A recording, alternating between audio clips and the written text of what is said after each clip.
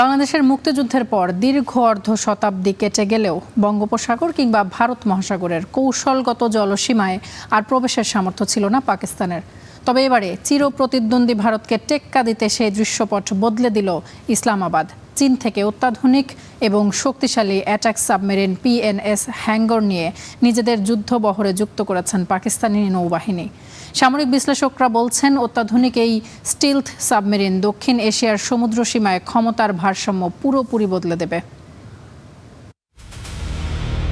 করাচি বন্দরে বর্ণাঢ্য আয়োজনের মধ্য দিয়ে বরণ করে নেওয়া হলো পাকিস্তান নৌবাহিনীর নতুন সাবমেরিন PNS হ্যাঙ্গরকে।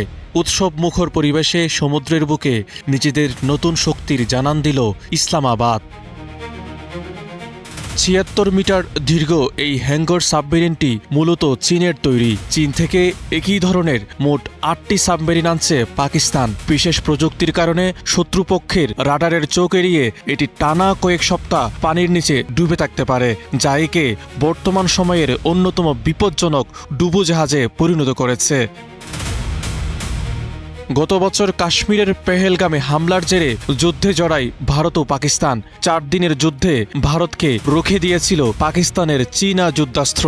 এবার সমুদ্রের নিচের সক্ষমতা বাড়াতে এই হ্যাঙ্গরবহর যুক্ত করল শাহবাজ শরীফ সরকার।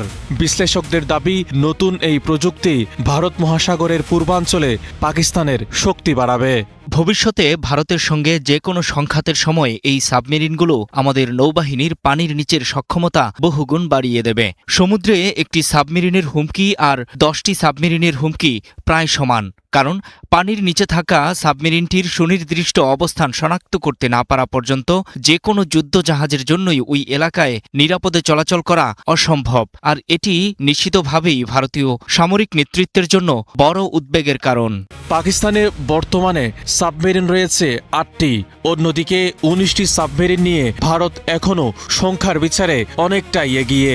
তবে ভারতীয় বিশ্লেষকদের মতে, অপারেশন সিঁদুরের মতো কোনো পরিস্থিতি তৈরি হলে ভারতকে এখন নতুন রণকৌশল ভাবতেই হবে। তাছাড়া পাকিস্তানের পেছনে চীনের এই সামরিক সহযোগিতা এবং ভারত মহাসাগরে বেইজিংয়ের আধিপত্য নয়াদিল্লির জন্য মাথা ব্যথার কারণ হয়ে দাঁড়াবে। মাজিদ শাহরিয়ার, স্টার নিউজ।